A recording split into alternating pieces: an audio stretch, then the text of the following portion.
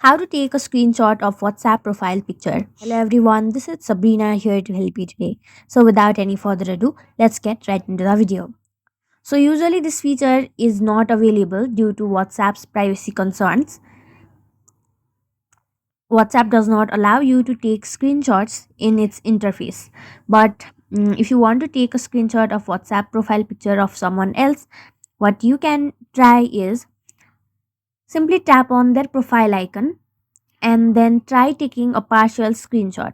Taking a full screenshot will be totally restricted in WhatsApp, but try taking a partial screenshot, which might help sometimes, but do not totally rely on it because WhatsApp has this privacy feature where it won't allow you to take screenshots. So, yeah, that's it.